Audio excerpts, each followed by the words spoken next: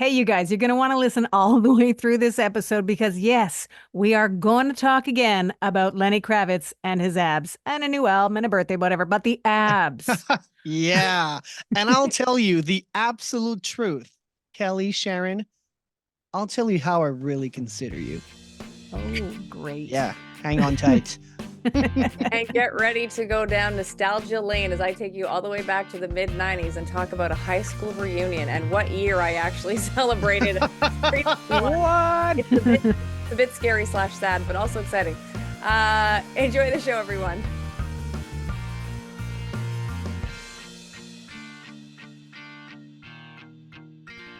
Hey, you guys, that's Kelly. That there's Adam, That's and me. I'm Sharon.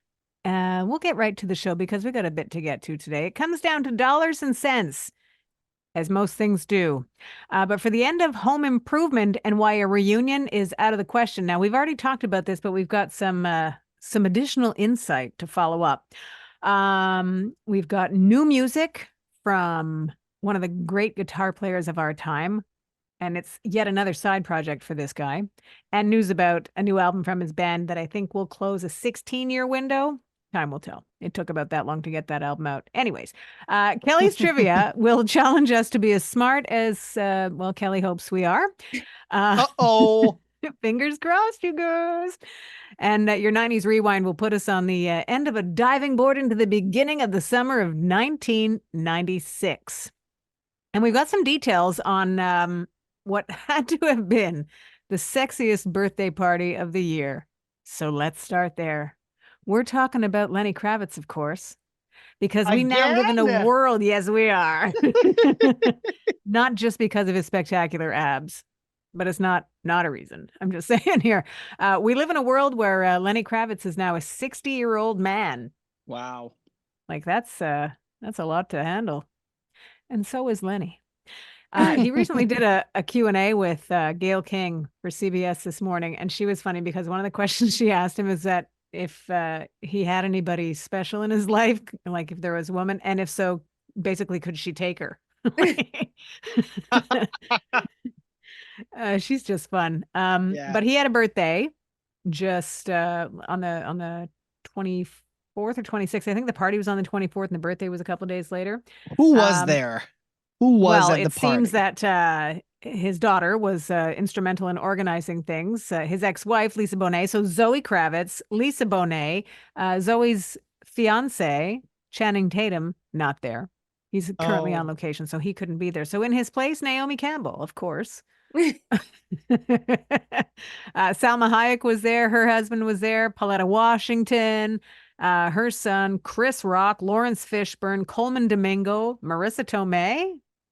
That's pretty cool. Now, is that connection because of a different world, do you think? Maybe. Because of when Lisa Bonet and Marissa Tomei, and I say it and I hear it rhyme, were on that show together? They also Perhaps. wasn't the party in Paris also, which is Yes, it was in Paris. let's So, have a birthday I party mean, in Paris. there's layers upon layers of sexiness about this party. And I'm not sure if you've taken the dive into the new album, Electric Blue Light. It's just so good.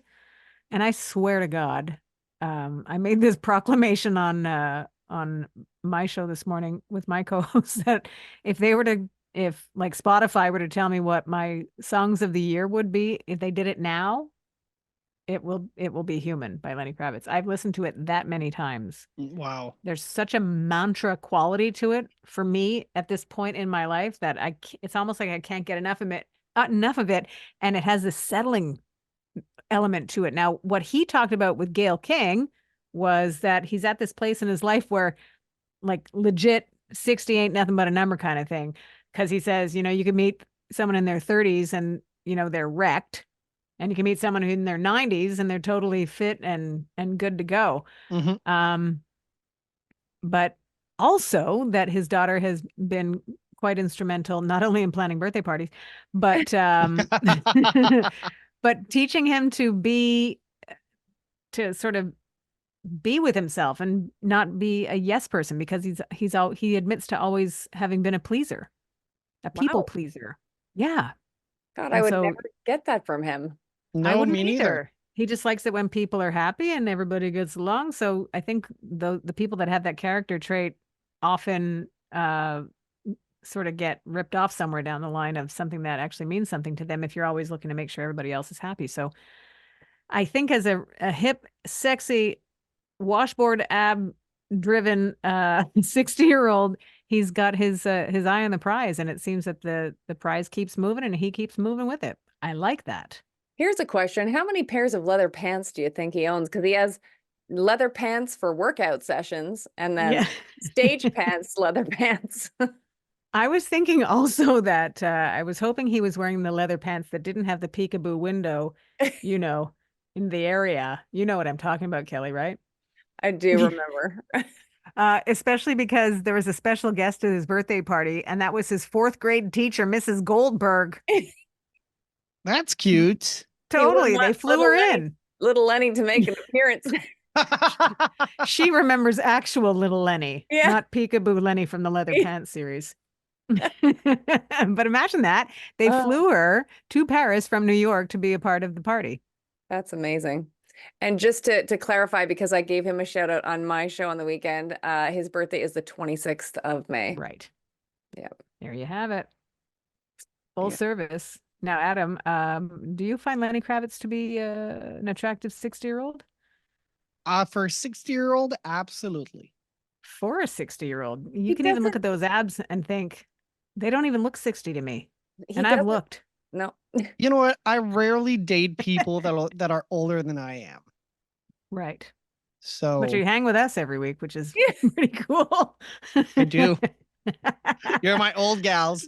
No. Oh, What? That was like a sucker punch. We were laughing and having a nice time, and then that. Yeah. I thought he was It's- going to say it was his community service for the week to hang out with the old lady.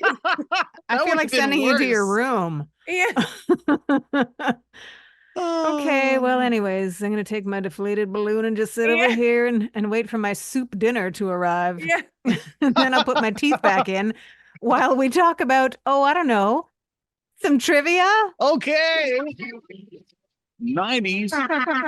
Now, trivia. Bing bong. Bing bong.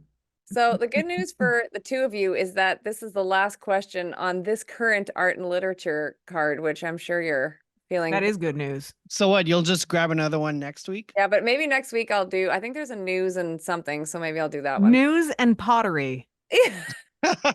Okay. Yeah. Can you answer a question about pottery? Sure, Sharon? Grandma. Well, who knows? Yeah, Hey, sure, Grandma. I swear to God. You're gonna get a freshie, mister. Complete the title of this 1991 philosophical novel written by Norwegian author Jostein Gaarder. The Blank World. Sharon, Go. empty. No. Damn it. Adam. Go, Adam. West World. Oh, that's nice. No. I'm Well, gonna there's guess a again. TV. There's an HBO TV show called Westworld. Maybe it was based on that book. You Thought it know, was you got to West try Wing. something. I'm gonna guess again. You're going to guess Okay. again? Yeah, inspired by just a flash of Kevin Costner, water. Oh, Waterworld. No. Yeah. Sophie's World. I thought it Alright. was Sophie's Choice. It was. Yeah, I was Sophie's like, choice. I know Sophie's something. It was a tough choice too. She had to make. And then she got a world. What was Sophie's choice, eh? Sophie's choice was Meryl Streep in her finest moments. Well, one of them. She seems to have her finest moments for every bit of work that she does. But she had to pick a child. Oh, really? Wartime. Huh. Real dark cloud stuff. So we don't have to continue talking about it. You want to talk about Lenny Kravitz's abs again? I actually didn't know what it was about, so thanks, Sharon. I knew it was something deep and dark, but I thought for some reason that it was a like an abortion thing or something. Mm. Don't know why I thought that. Anyways, thanks for clarifying. My brain is tired. So while you ask the next question, I will see if I'm correct. Oh, Yeah, great. because imagine you're just not. Yeah. Imagine if I just made up a movie that is yet to be made. Yeah. Sharon's big piece of advice when I was an up and coming announcer was just say stuff with confidence. People will believe you. Yep. So Yeah, it's that's what true. Sharon, Act like you belong. yeah, that's it. Yeah, it was caught by the Nazis, sentenced to a concentration camp, lost her 2 children there. So she had to pick, like, to save one? And, It sounds like none of them were saved. she was forced to choose whether to save her son or her daughter from immediate death in the gas chambers. Oh my God. Wow. I can Let's tell you talk the about end. Devil Wears Prada. She was great in that. She was great in that. She was great in Mamma Mia, both versions of that movie. Have you seen that movie, you guys? No. I have seen. Are they multiple Mamma Mias? There's 2. Sharon looks And angry. honestly, you have to watch both. Kelly, I'm shocked. I think I've seen both then. The And second what one, was the second one like 2, 3, 4 years ago? maybe a bit more than that. Okay. Ish, though. Hi, Shadow. Oh yeah, How are you- 2018 and 2008 were the 2 Right. movies. Okay, so 2018, we saw in the theaters, and there was kids, like it was packed. It was like jam packed. We didn't have great seats either, but we were sitting in a row where there were young kids, like let's say 15, 16, and at one point in the movie, everybody is crying just because that's how good Meryl Streep is. Oh, Just like crying. And these girls are like, what is happening? It's just a certain age, it hits you right in the feels. I highly recommend watching both movies. And certainly you have to watch the first to get the second, but it's so worth it. Because I thought for some reason that the first one in 2008 was already a remake of something. Well, it's a Maybe movie it was based just. on the play. Oh, there was a play before. Okay, that would Oh explain yeah, it. hugely Okay. successful play, Okay. and the whole storyline is ABBA songs used to tell the stories, like the lyrics of songs used to tell the story, and it's very good. Okay. Like it's like I'm trying to sell it to you, but it's because it also sounds like it could be very, very cheap, but it's very good, All right. especially if you love ABBA, which I do. Mamma Mia. question number Here we 2 go from pop again. culture. Which phrase, See? accompanied by showing the palm of the hand, meant "I'm not listening" or "go away"? Adam, Sharon. Ooh, talk to the hand. good job, Okay. Adam. Ooh, Did you have it, Sharon? of course I did. Okay. Of course. I was just so much quicker. Oh, don't start with an old gal comment again, Adam. Because I think when you listen back to the tape, you will have heard my name first. But because I am a courteous kind of senior, I gave it to you. Okay. You can still go to your room, though. Yeah. Congratulations on that point.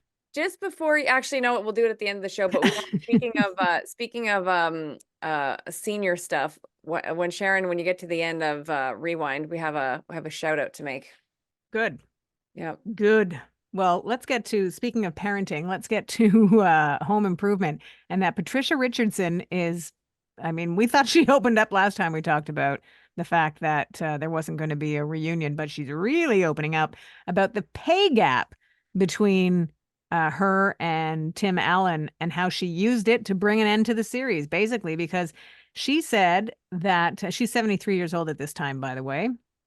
And that when she had spoken with the Los Angeles Times for the 25th anniversary of the series finale, she talked about how Tim Allen was being offered $2 million per episode to go back for a 9th season, which would have been double what the studio was planning to pay her.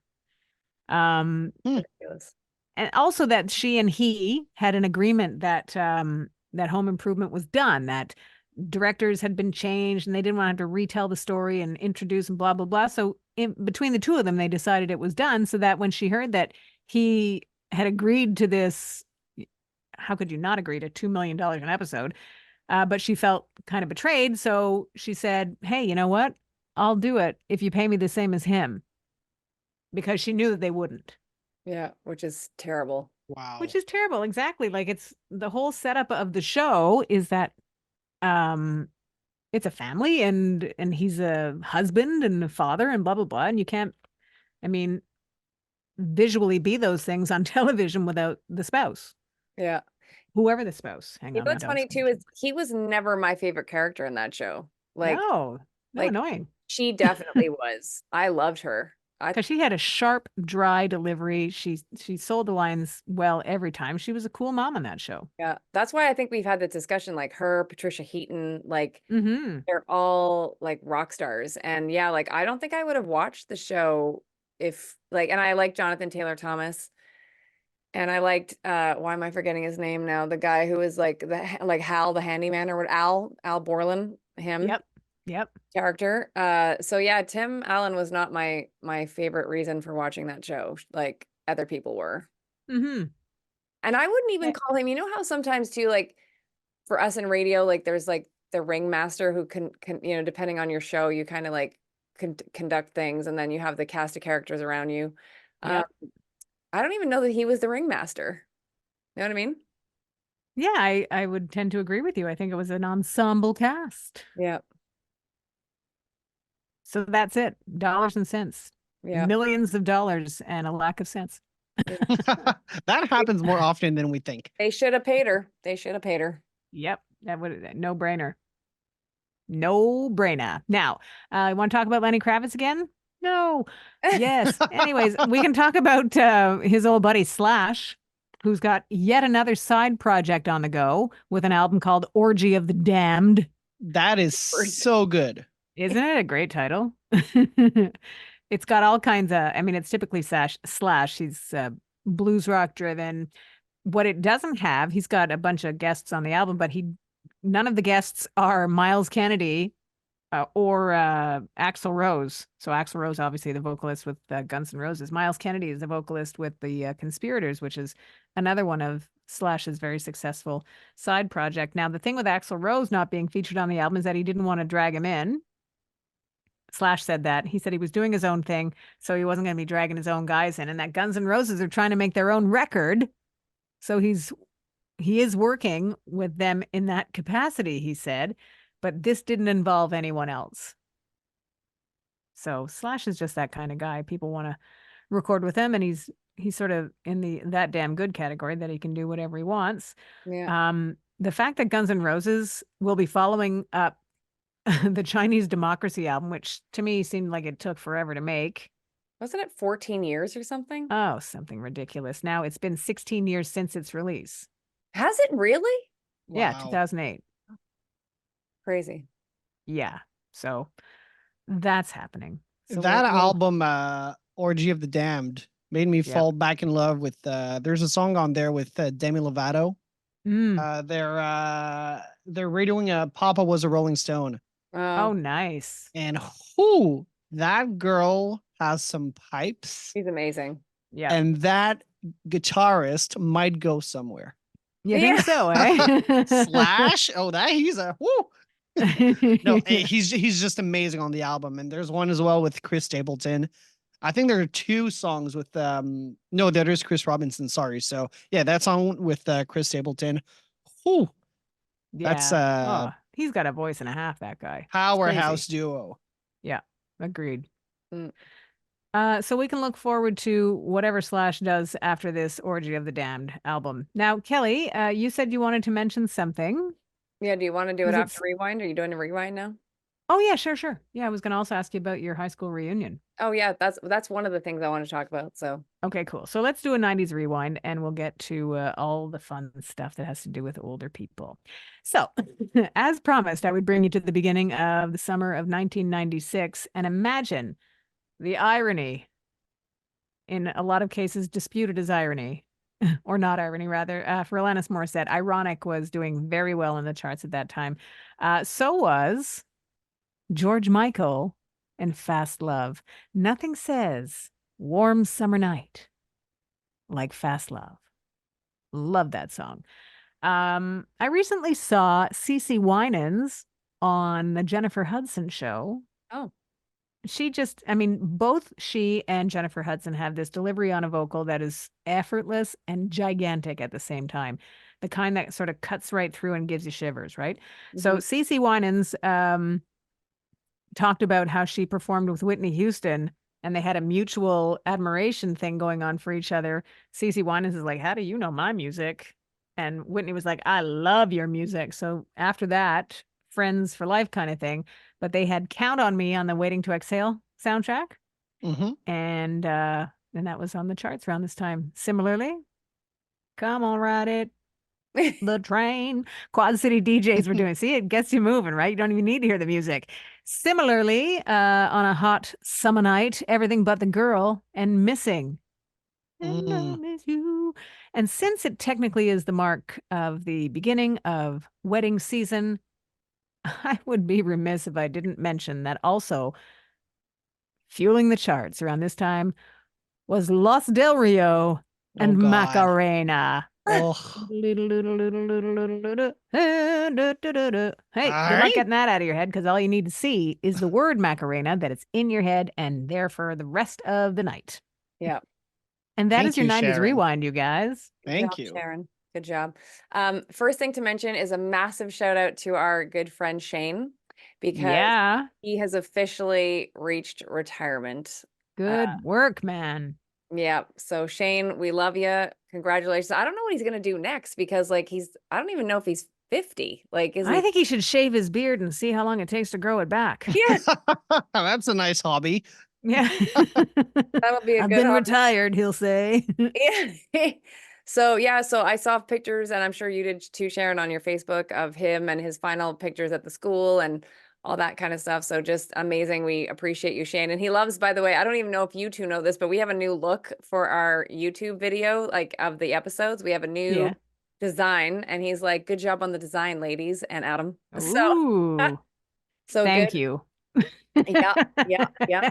And also, this is just a public service announcement, if you will, for anyone who has a reunion coming up, whether it's this year or next year or 2 years from now. I recently had mine, which, funny enough, was to celebrate the 60th anniversary of our high school, and so everybody was invited to this, like all former grades and grads and people that had gone there for a year and staff member. But it just so happened that it fell on our 30th anniversary, which is Oh, cool. crazy to me to say out loud. Yeah. But it was one of the most special nights of that I think that I can say of my life, just to see some people that I hadn't seen in a long time and see how well they're doing and the trials and tribulations they've gone through, but they're still kicking butt and taking numbers. And there's something about when you see your high school friends that that you haven't seen in years or 20 years or whatever, and like you just get taken right back to being 17, and like Totally. and it was crazy. And like some of them, it was just like we had been talking last week in math class. So that was an amazing experience. So That's so cool. I am down with reunions 100%. mhm. Yeah, because there was a Wow. couple people that didn't show up. I'm sure you've had that, Sharon, too, where we're like, Oh, because I yeah. was really reaching out to everybody and their grandmother. I'm like, this is Same. happening. This is, whatever. And Yep. there was a lot of positive response, but there was like, why I didn't like it when I was there. Why would I go back now? Oh, yeah. And all that I stuff. got that too.